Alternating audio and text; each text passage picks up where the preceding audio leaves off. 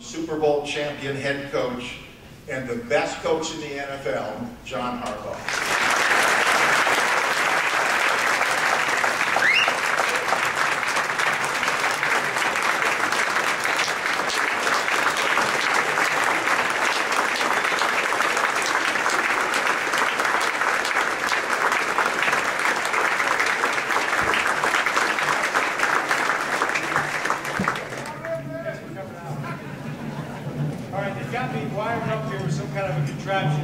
I just feel like it's going to fall apart at any second, so if it does, bear with me. Can you hear me now?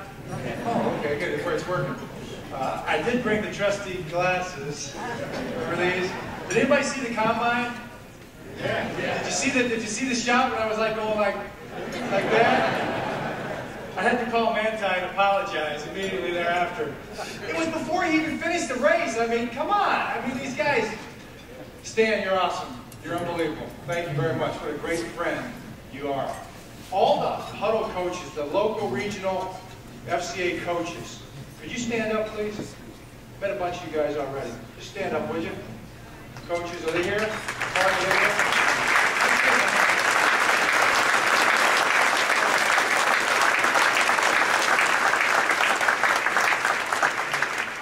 That's what the real coach is done. You know, it's not done in the National Football League, it's not done in Super Bowls. The real coaching is done right on the level that we're talking about right here. Thanks, Mark, for what you're building. And it's done through FCA. It's done through sports a lot of times. It's done through a lot of things. It's done in schools, done in classrooms. But man, it's done in sports so much. So many things in our society have been, I guess, foreshadowed by what's been accomplished in sports. In relationships, right? People coming together and just people growing together. When I was in high school, the Super Bowl was incredible in the sense that they go back and they like search your past. I think it's like running for office or something like that. And they delve into your deep, dark past and find out what they can find out. You know, what do your high school buddies say about you?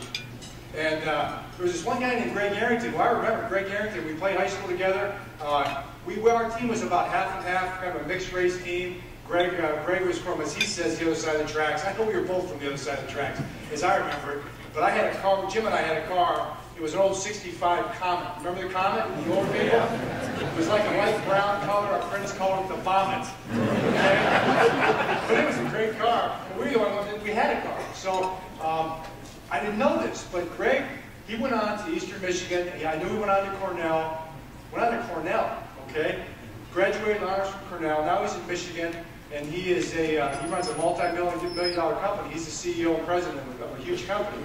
So they called him up and they asked him what was kind of the key in his life. And he didn't have a lot going at the time. And he said, way back when, there was a guy on the team who asked him to go to an FCA camp the summer before his junior year. I did not remember that. I guess I was the guy who did that. I guess I just wanted somebody to go with. And about 4 or 5 of us went to this camp, kind of like we were hearing about here earlier, and it changed his life, and it started to change my life too. Then I got to college and it was Campus Crusade. All right, you guys know Campus Crusade? Campus Crusade was involved with our football team. And one of the wide receivers, Kurt Custer, he used to beat up on me daily. He beat up on me in practice, and he'd put his arm around me and take me to Bible study. Later that night, I was ready to say sorry. I don't know. Thanks, Kurt. I mean, this guy could be a Christian. This big, physical stud who was beating me up every day could be a Christian. There must be something pretty special about that. So I became a Christian. And then he still was beating up on me every day. It didn't work. And then got into college and got into coaching, and you know, you kind of weave your way. Like it kind of, we said the thing, everybody's in a different place with quote-unquote religion or faith or whatever you want to call it.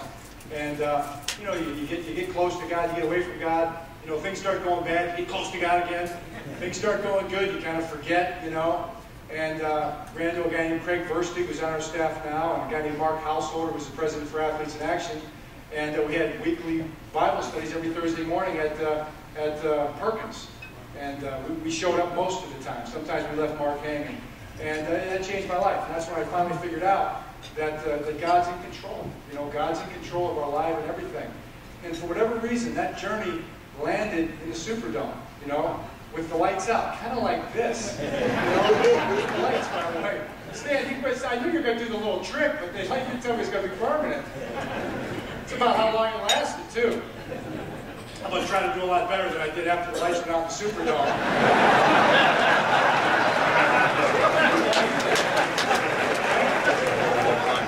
We were rolling. Okay, Jacoby takes the thing back, and all I can think of is 29 more minutes. Let's get this thing over with, okay? We're in pretty good shape.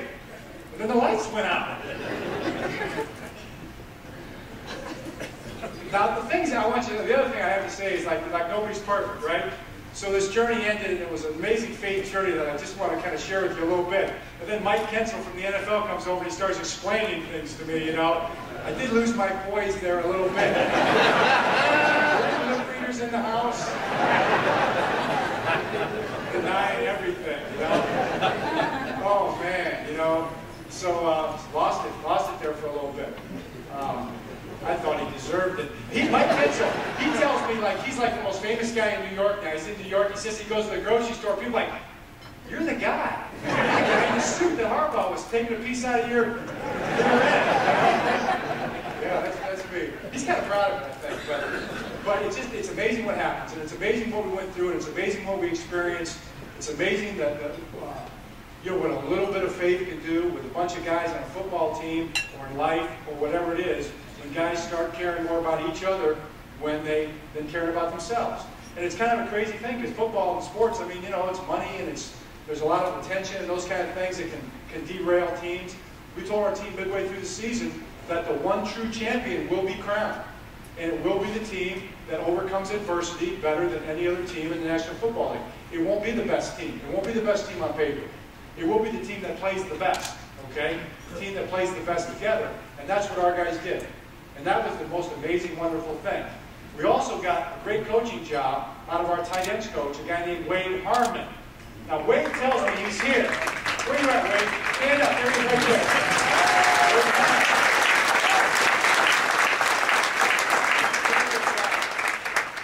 Wade's a strong Christian, and he's in chapel every Sunday before the games. Dennis Pitta, Ed Dixon, and Billy Batchman. Those are his guys. Billy Badgman might be the best Super Bowl story of the whole week, okay? So Billy's just the nicest guy. He's a strong Christian, got a family and everything. I heard a story that Billy, once we got back to the hotel, and I heard, and this is just flying into New Orleans, I heard we had an injury already. It's like, you're kidding me, what happened? Billy Badgman hurt his head, he might have a concussion. He might be out. I cannot imagine what happened. He hit his head on the doorway coming out of the plane, okay? So I asked Billy, you know it's a big deal coming out of the plane, right? You know the cameras are on you. Did you notice we were suited up with ties? Yeah. Okay? Sometimes it's more important how you look. And so I said, Billy, what happened? He goes, yeah, well, Coach, I was coming off the plane and you know, I thought I ducked low enough, and I just banged my head against the side of the plane. He said, but it was okay, I looked around and nobody saw me, so it was cool. Billy, there were 100 cameras out there right in front of us. Everybody saw you. Billy played pretty good though, huh, Wade? He got after people. So, just an amazing journey. And I guess what you do is you say, okay, how did it happen? How did we get there? You know, how did we get to this point? And you go back to training camp. You go back to when we first started the season. And we talked to the guys about, the one phrase we used was, you know, the days are long, but the years are short, okay? And all of us who are getting a little older, we can all vouch for that, right? Doesn't time just accelerate, okay? And we've talked to our team at times about moments and eternity and all those kind of things. Believe me, these guys are deep thinkers. You know, football players got to be smart, especially offensive linemen. So Matt Burke and I usually have most of these conversations. Some of the other guys are somewhat interested. And I'll tell you, Ray's a really deep thinker, and Ed Reed and stuff like that. But anyway, so you know, hey man, how does all this stuff work? You know, what's important in life and what really matters? Those kind of things. Those are the kind of things guys talk about. And you experience them in football or any sport, maybe any endeavor that's important to you, your professional life. You experience these things. This is what life is, okay? All right? The day in New England, the moment in New England, the split second in New England when we dropped the game, so to speak. You know, and I'm funny, I went back and watched that play after the Super Bowl, or after the New England game, before the Super Bowl, that 2-week interval, watching the Lee Evans play. And you know what? He didn't drop that pass. He did not drop that pass. I thought for a year that he dropped it. That ball got knocked out. All right, the player from New England made a great play. All right, that's just what happened. you know? And Billy went out there kind of rushed and tried to make it, and he hit it a little too hard, and he pulled it. That's what happened. And like Ray Lewis said when he got in the locker room, he said, God makes no mistakes. We were devastated. We were like, you at home watching on TV, you were like, right? Baltimore, it was like, silence, okay? What just happened? How do you describe it? How do you explain it? Put your arms around it. We were that close. We were that close. That moment, that split second from the Super Bowl. And we weren't. We were going home. It's like an eternity. And we'll live with it. I mean, you live with it forever. Okay, that's what. But then you go back 5 years before. All right, you start getting to know these guys. And we talk to the guys about building a foundation. And we're going to sink the roots deep.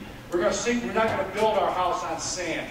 We're going to build it on a foundation of bedrock. We're going to sink the pilings deep in a foundation of bedrock. And we're going to do that every single year. We talked about the Nehemiah story, okay?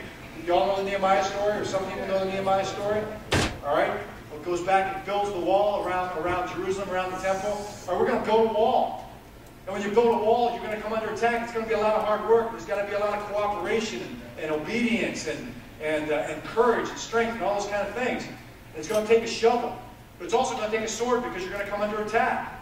So we had a shovel and a sword in Oakland in 2009 when we finally made the playoffs. You know, a shovel to do the work and a sword to fend off our enemies. Isn't life like that?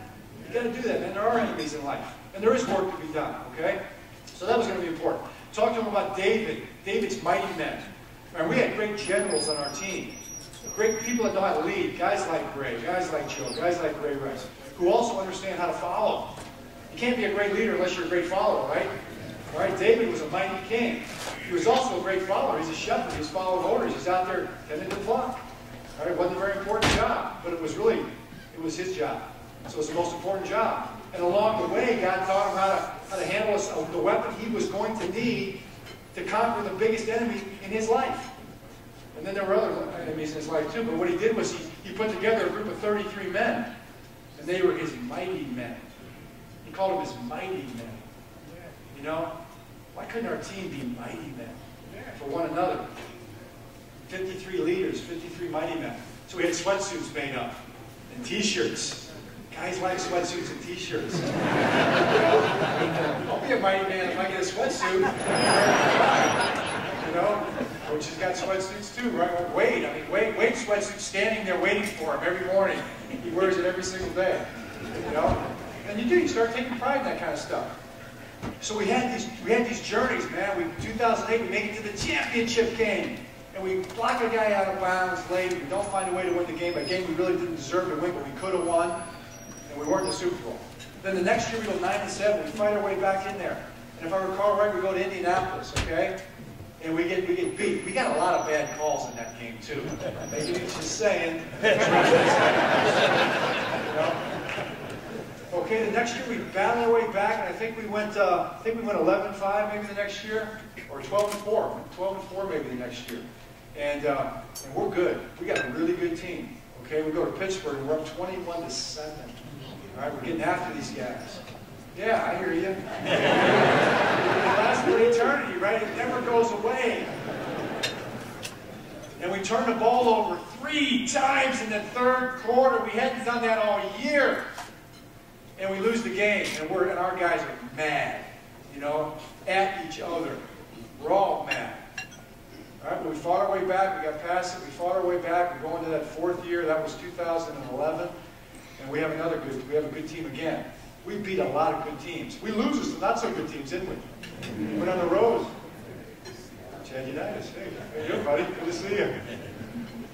And we're trying to figure ourselves out. And we beat Houston. We find a way to beat Houston. They're pretty good. Jacoby Jones helped us out, if you remember. Yes, Jacoby.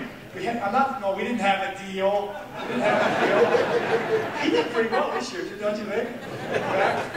So we beat Houston. We go to New England and we play a really good game. We fight like crazy. It's so hard to win in New England. Okay, they're good.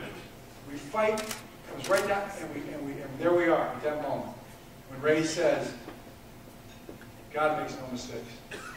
We get on those buses, and it's a 40-minute bus ride down to Providence, and we get on the plane, and we're just trying to figure it out. And I think I got asked, right up through the season, you know, are you over it yet? No, I'm never going to get over it. No, you're never going to get over it. It's okay. You don't need to get over it. You know, 100% pain, 100% moving on to the next, 100% proud of our guys. Because I was so proud, so genuinely in awe of our players in the locker room after that game. And I told a bunch of people after the game, I had a peace that surpasses all understanding. And I knew where that peace came from, and it had been, you know, 30-some years in the making. And God had all those challenges and obstacles and moments with people and different things and the lessons that had been taught were there for that one moment. So, you know, as a leader, I could walk in that locker room and handle that the right way. In other words, I didn't handle it. God handled it. God spoke through Ray. God spoke through me, our demeanor, and our players. Whatever happened, it was beyond us. We couldn't think of what to say. Who could think of what to say in a moment like that? And we just went right back to work. And then look what happened this year with our team, okay? The days are long, but the years are short. So we go into training camp, and I want you to know, our guys can vouch for it. The days were long in training camp. And we worked. We worked as hard as we've ever worked, okay? You got to work hard to be good, right? You got to start digging, all right? Things don't just happen, all right? The chart, the course may be, the final destination may be charted. I'm really not sure how all that works. You know, I do believe God is in control. I think He's driving the car. I think He's got the plans in store for us. He's getting us ready for something glorious, something incredibly glorious He's got in store for us, right? But He expects you to pick up that shovel and go to work. And He expects you to get that sword in your hand and fight off the enemy when you're supposed to, all right? And He's fighting, all right? It's a two-edged sword. It's the Word, okay? And it's everything else. It's just things we don't need. I don't claim to understand. But I know one thing, I can get up every morning, I can go to work, okay? And that's what our guys did. And then we had situations. Pernell McPhee loses 3 family members in a 6-month period. All right, 2 of them were murdered. All right, so he goes through that, loses a surrogate father to a heart attack, a man that basically raised him. Okay? Other things were going on with different guys. And then we go to play New England Sunday night. We're playing New England, all right? Oh, that's right. That's the one that's been sticking in our craw for about 7 months. We're going to play New England. Get a phone call at 1 o'clock in the morning. You hear the call I'm talking about, right? Torrey Smith. Okay, Torrey Smith. So I go down to meet Torrey in the lobby of the hotel, in this little room they had back there, and he's in a bad place. You know, he's just trying to figure it out. And his fiancée is coming down, and his brother's coming down. They got there, and then all of a sudden Torrey's got to be the strong one for his brother. And his fiancée was great too. And he's going to get in the car and he's going to drive himself down to go see his mom. It's like, no, we got to drive. We'll have someone drive you, Torrey. So he goes down. I don't know if he's going to play or not going to play. Really didn't care. Well, I was kind of and I don't know why. I just thought he would play though. In all truthfulness, I really thought he would play. But I didn't know. How do you know? I mean, and then he comes back about 4 o'clock before the pregame meal, and he tells me he's going to play. And he goes to the chapel, and I guess they had an unbelievable chapel where they all got a real tight ring. All the guys in chapel, I go to the Catholic Mass, and so we kind of split it up, so I'm not in the chapel. And they had a tight ring together, and they prayed about it. And then Torrey told me right before the game that he really wasn't sure in the locker room. Okay. So then we go out for pregame, and here comes Torrey, you know. And you know, I was happy that he didn't play, but I just admired him, you know. And I just knew that something powerful was about to happen. You just knew something amazing was going to happen. And he goes out there and just lights it up, okay, for the whole world to see. I mean, the things that God's got in store for us are glorious beyond our wildest dreams, beyond our imagination to even think of them. You know, what's going to happen after this life is over? Who can even imagine these things, right? Well, the Bible tells us a little bit about it, right? It says it's beyond our ability to even imagine or dream. Can't wait. Well, you know, there's no hurry. That's pretty cool. But we got some business to tend to. So we go through the rest of the season and we hit that skid that Stan just couldn't wait to talk about tonight, you know? Stan comes over with the microphone in the Denver game. I mean, we all saw it. We're going back down the field. It's about to be 10 to 10. 10 to 7. It's about to be 10 to 7. That's what we haven't scored yet. Boom, boom, boom, right down the field. I'm the one that said, yes, it's my fault. I'm the one that called the play and run up there and run a play real fast, okay? So we run the play real fast, boom. Took about that fast. And Joe was just running, laying on the ground. You know, and Stan comes over like,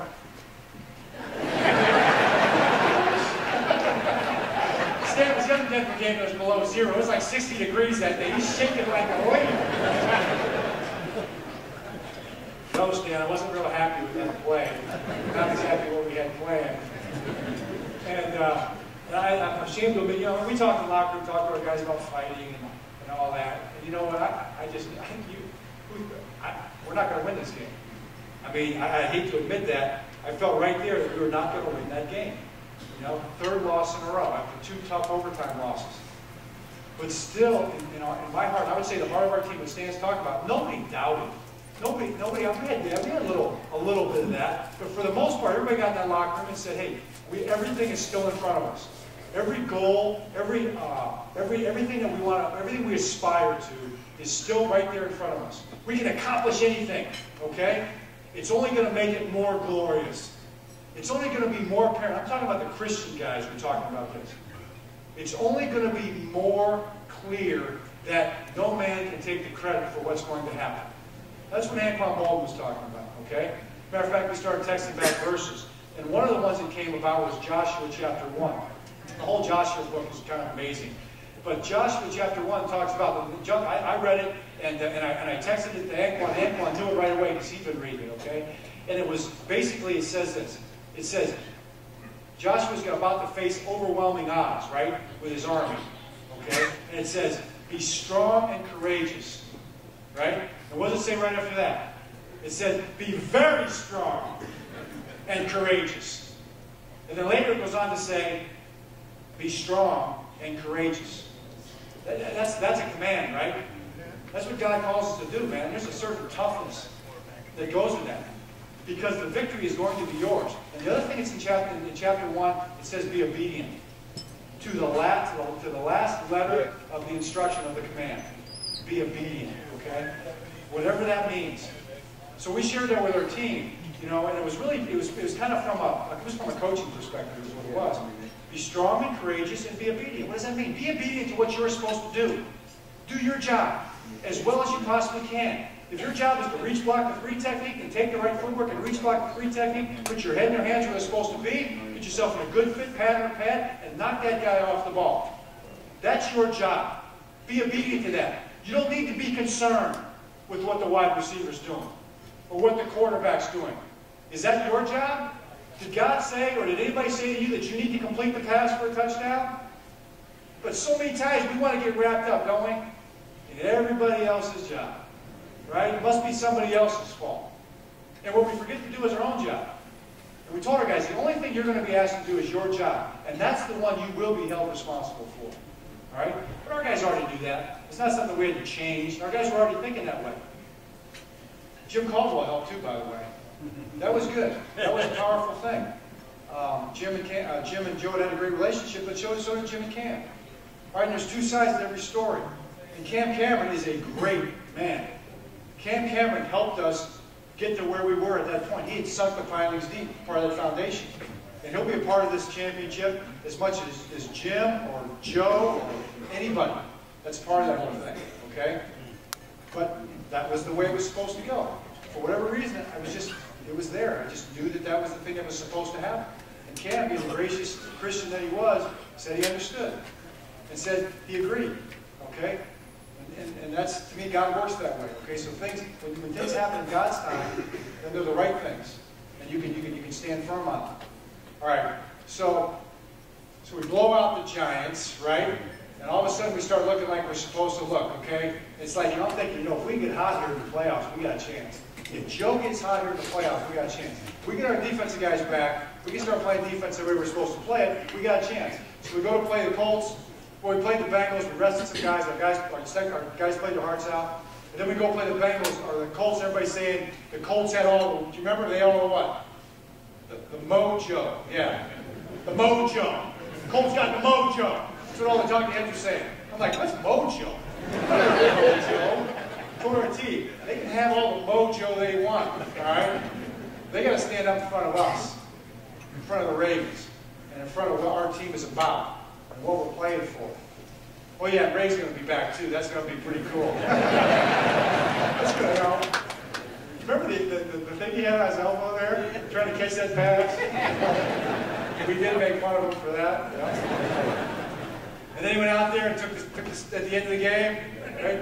What did he do? He did the I can't do it. I'm not going to try. Okay? What a moment. You know, what a moment. Yeah, but there's a lot there too because Chuck Pagano was on the other side, okay? Chuck Pagano. Man, we love. Our players love. We love Chuck. He's one of us. Look what he accomplished. Look what his team had been through. All right? And he battled and beat cancer. Okay? Throughout the course of the season. And there he was standing there. And you walk over and there's a hug. Okay? I mean, there's adversity. There's all kind of, there's so many strands being weaved together in our lives that just come together for the perfect will of God that you just got to stand back and go, oh my. Whether you win or whether you lose, whether it's a year ago or whether it's this year. Okay, then we go to Denver, okay? There's no way we're going to beat Denver, I promise you. But the coaches, the fans in Denver, they were everybody, and they should have been. They were a great football team. They were very confident before that game. And our guys walked out there, and it was cold. Stan was shivering before the game. For a good reason, right? It was below 0 wind chill. And we were ready to play. And so we're back and forth in a battle. We punt a ball, it blows all the way across the field. That little guy, Trenton Holiday, was like that. And it was a touchdown, just like that. Okay, we're okay. We can overcome this. Ray talked the night before about no weapon. Isaiah chapter 54. No weapon forged against us shall prevail. Okay, that was kind of the thing going into that game. So it's a weapon forged against us, it will not prevail. Then we're in a battle, we're in a dogfight back and forth. We go into halftime, I think it's 21-21, right? And we get in the locker room and Ray calls the whole team up right at the end. He goes, I got something I need to say. And he recited probably 4 or 5 verses right around 54, it's toward the end of chapter 54. And all those verses right around, he recites them. And he just said, no matter what, stay together. No weapon forged against us in the second half shall prevail. He didn't mention the 5th quarter. I asked him at the overtime, does that count? Overtime count that? We're good. So we go out at halftime, and the ball gets kicked off, and we were supposed to squib it, Tucker. Wherever you're at right now, it was supposed to be a squib kick. That's okay. He lost it right up there. We'll cover it. I heard Suggs back there. He wasn't quoting any scripture.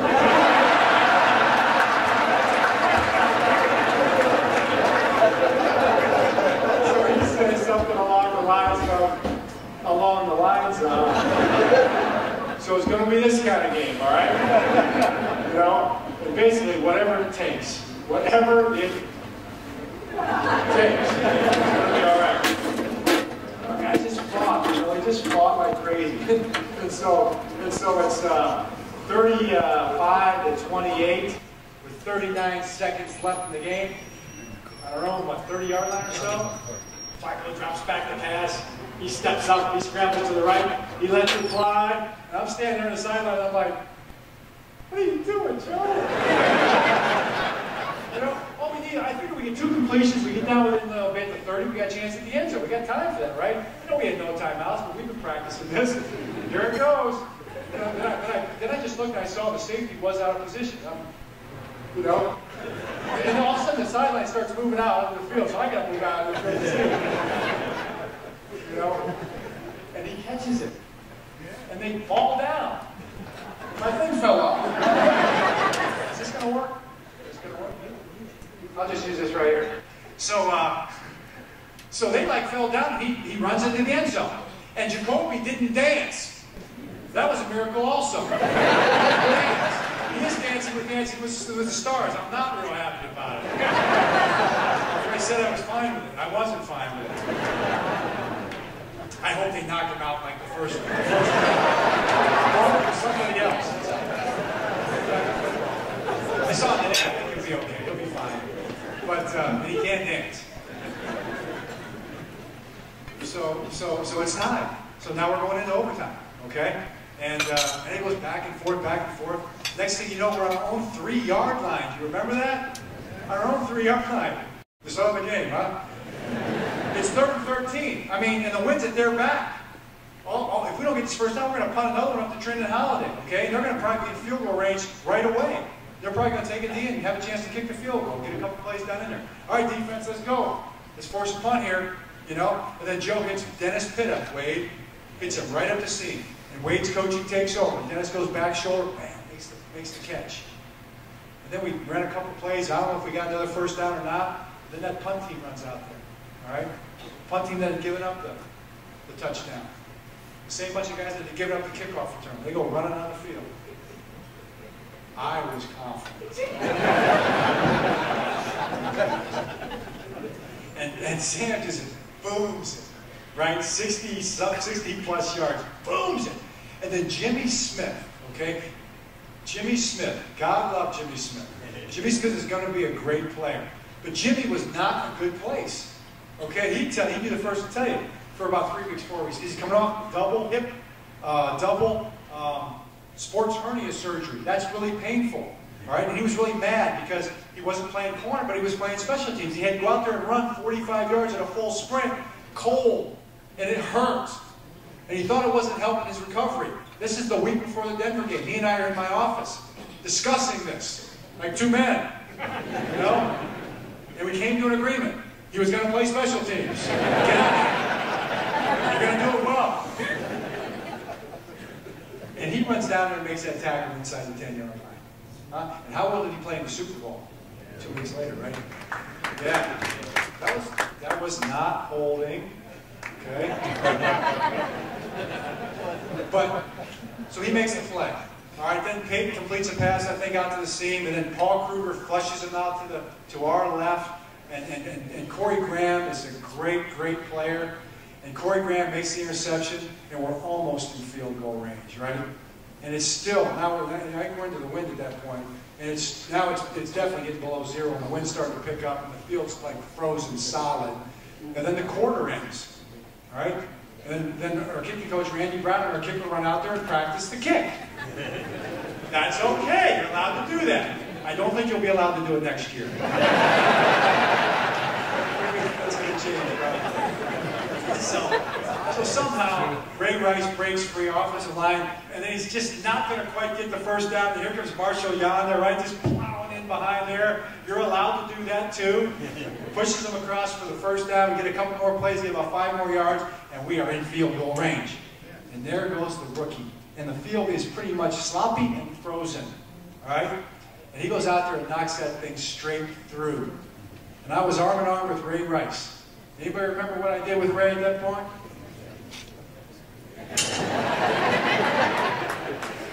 You know, what a moment. What a moment. And that locker room afterwards was incredible. Steve Bisciotti sent a text. He actually sent the text. You probably saw it. He sent the text during the game about how proud he was of the team. And it wasn't contingent on winning and losing. See, that was what was so incredible. You know, it's all interweaved in there. Somebody's going to figure this all out someday. It's all twined in there. It's not the outcome that we're talking about. It's the journey. It's the way you handle it. It's the way you handle one. It's the way you treat one another through all that. That's the victory, right? The victory's already been won. All right? In this room, we understand what that means. All right? The victory's already been won. All right? What's our role in this thing? What's our fight? You know? What's our job? What are we supposed to become? You know, the one true champion, okay? The one true champion that we're meant to be, perhaps. That's what Fellowship of Christian Athletes is all about, all right? Helping people discover the meaning of life, all right? Why we are even here. If somebody's got a better explanation than Christianity, I haven't heard it yet, all right? And I'm pretty sure it doesn't exist. Matter of fact, I'm quite certain it doesn't exist. All right? Intellectually, it makes perfect sense if you think about it. If you really think about it, how else could it be? All right? You're going to tell me all this was created just out of that? That takes a little bit of faith to believe that. I don't have that faith. Okay, so you try to figure all this stuff out, and now we're going back to New England. Wow. We told the team, Jim Caldwell's idea. He had used it a couple years before. I thought it was great. He said, tell them before the Denver game. Tell them if we beat Denver, we're going to the Super Bowl. I said, okay. I'll try it. Guys, we beat Denver, we're going to the Super Bowl. All right, now we had to prove it. But you know what? I believed it. And every one of our guys believed it. Every one of our guys believed it. We were going to the Super Bowl. We just had one thing to take care of on the way. All right, it was up in Foxborough. We'd been there before. And that plane touches down a Saturday before the game, you know, and the buses pull up there. We got into the buses, and it was, the days are long, but the year was short. That's what went through my mind. That was just yesterday. When we pulled into that same airfield a year before, and got on those same buses and went to that same hotel to go to that same stadium. It was yesterday. But look how far we had come down the road that we were supposed to travel. Here we were, right back to that same crossroads. Are you kidding me? Who writes this stuff? You wouldn't believe it. If it was a movie, would you believe it?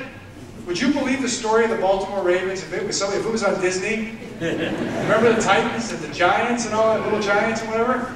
You know? I'm like, oh yeah, well yeah, I guess it's a great story, but that could never happen. I'm telling you, God writes the most amazing stories that could ever be.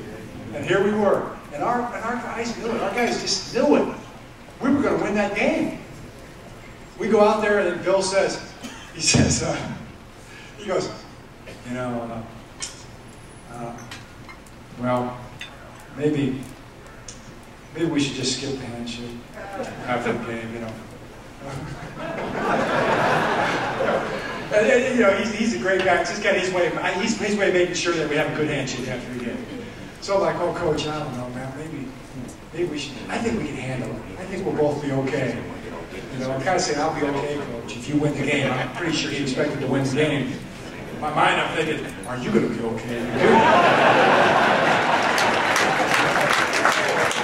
I'm shaking your hand.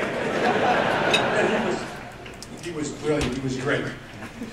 So yeah, so we're gonna get after these guys, okay? First half, Stan comes over. How's it going, Coach? What did you say? I can't remember your question, you know. That's exactly what he said. You got to be pleased. You played this bad. It's this close. It was like a light bulb went off my head. I think that's the halftime speech right there. So we walk in at halftime, and our guys were legitimately really ticked off. They were ticked off with themselves, and they were ticked off with one another, and it was not the best locker room halftime we've had all year. All right, and I talked to Coach Caldwell at the end of the second quarter about opening it up a little bit. You know, we've been playing a pretty straight-laced, you know, kind of a field position game. We were not going to win that game that way. He agreed, and Joe, I promise you, agreed. Okay? So I walk over to the defensive guys first, Ed and Ray and those guys, and say, hey, we need to open this thing up on offense. And they were like, they just erupted. That's exactly what we need to do. Now, usually, these are the same guys that are in my ear saying, run the ball, Coach. Run the ball. We'll get him stopped. You know? I mean, later in the game, if you see the FX, that's Ed Reed when he comes up and they cut all that out. That's what he was saying at the end of the game. I told you to run the ball. And we've got 3 and then we didn't run enough time off the clock. I got you, man. You're okay. So, but they wanted to go for it. They wanted to go for it. Okay, it's not too big. Let's go after this thing. Went over to the offensive guys and the offensive line. You kind of see that, you know, Joe's got his head down. Guys, we're cutting this thing loose. We're throwing it every snap if we have to. Joe, it's in your hands. Make plays for the guy. Protect him, will you please?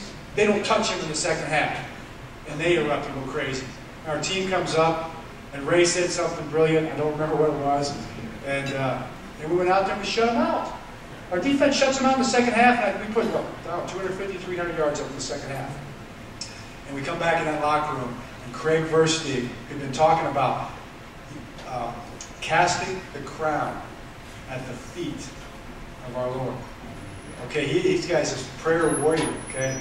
He'd been in prayer for months about this, and that was what he was moved to do. He was like, all right, let's do this. All right, let's give honor and glory where it belongs. And there he goes. Man, what a moment. What a moment that was. And all of our guys into it. All of our guys, you know, every place, this whole room is not one person in the same place faith-wise. All right? God's got a relationship with every single one of us. It's different, okay? Because it's unique, it's individual, it's one-on-one, right? Okay? And the players are the same way. We're all the what is it, 8 billion people on the planet now? We got a big God, don't we, right? He's big enough to be in that locker room, man. And our guys, they felt it, you know, it was just what a moment. And we're going to the Super Bowl. No, we're going to win the Super Bowl. That's what we're going to do, all right? And that's where our journey took us to New Orleans. And then, you know, see the Whites down there 2 days before the game, and you both certain we were going to win the game. I had no doubt about it. My brother was certain they were going to win the game. I was certain we were going to win the game. My dad, my mom was in tears most of the week. My grandpa Joey's 97. He had the half and half hat. The Niners had the Ravens. It's like 5-4. You know, Jim gets up there at the press conference and he's got his deal on. You know, he's got his fleece on, right? I mean, so like he wanted to make me look like the guy. I was the corporate guy or something. Wasn't ready to play. He was the guy ready to play. Do you remember the press conference on Friday? All right, when I did a real gracious talk about family, what did he say? Yeah, he said I concur. Concur means, you know? I know he doesn't know what it means. Oh, I'm up here. So,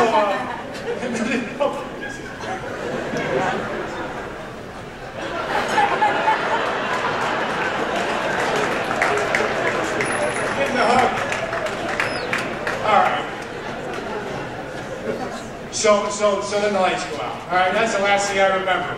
Yeah. Next thing I know, you know, Jimmy Smith is grabbing the heck out of that guy, and no flags on the ground, and then we're taking a safety, you know.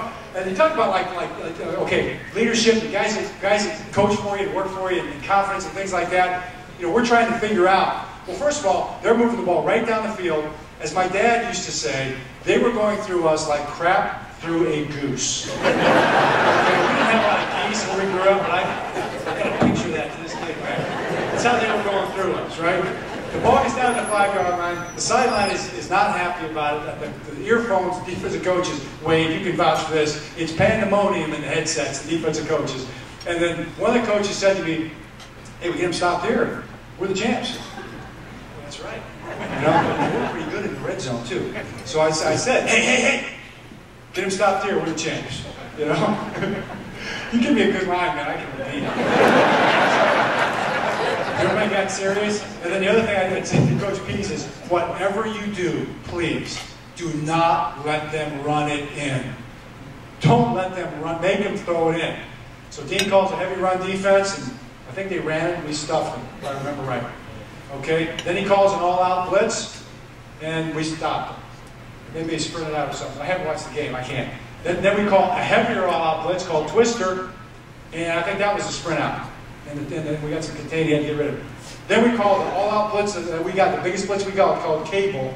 All right, we call Cable. We're bringing everybody. And Jimmy Smith grabbed a little cloth, and we stopped. David Akers didn't get touched. Joe Flacco got hit 3 yards out of bounds. I don't want to hear any of that. Okay, what about the officiating? I mentioned that to my brother at the combine. He didn't want to hear it either. So we didn't talk about it anymore, you know? So that's what I'm doing, yeah.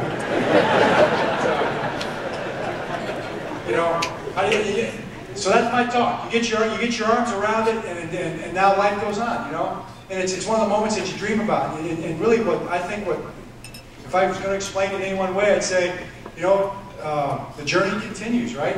What's God got in store next, you know, in all of our lives? We'll lose guys, we'll add guys, you know, but we'll always have that championship now. Baltimore will always have that championship. Baltimore.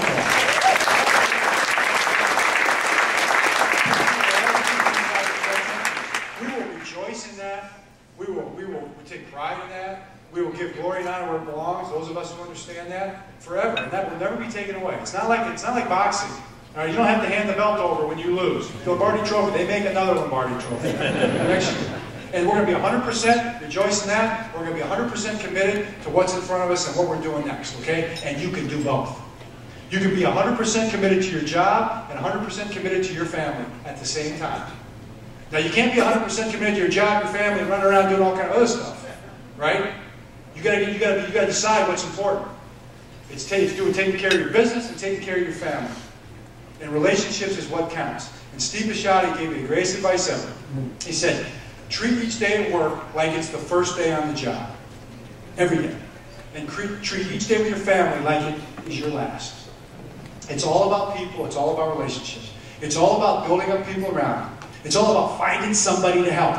You want to be successful in life? Find somebody to help. You want to be successful in life? Find a way to make somebody else better. If you're good in math, go put your arm. If you're a student, go put your arm around somebody. If you're good at your job and filling out your expense reports, go find somebody that can do it and help them fill out their expense report. Help somebody accomplish something. All right? The interesting thing about that, what the world does not understand, because that's a New Testament principle. Service, it's all opposite in the New Testament from what how the world sees it. But the hard truth of the matter, if you have eyes, Jesus said, if you have eyes, then see. If you have ears, then hear. Loose quotation. I'm pretty sure it goes something like that, right? All right? Then see it. You want to be successful in life? Just do that. That principle works because the creator of the universe set it up that way. Find somebody to help and see what happens in your own life. Quit trying to drive your success. All right? You have no success. Nothing belongs to us. Everything belongs to the creator above who made it all. All right? And he actually came down here and was one of us, okay?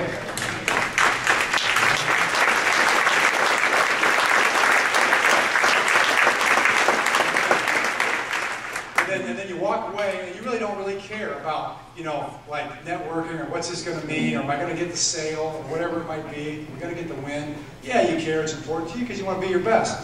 But you walk away and you're walking on cloud 9, right? You're 10 feet above the ground because you help somebody get something, especially if it's a little one, like your Little League coach or something like that. All right? That's what it's all about. So, hey, you got any questions? We're supposed to do questions, Mark. Let's do one question, Mark. Can we do that? One question. Somebody raise their hand. Mark's like, no, can't be a question. Give me one question. Or somebody here close. Give me one question. Football question. One football question. Got one? Got it.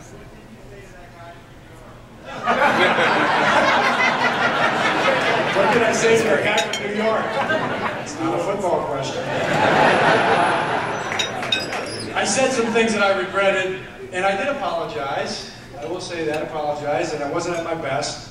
We all make mistakes. I will say this, though. Sometimes with the NFL, you have to show your teeth, okay? You have to show your teeth a little bit, but okay. Yes.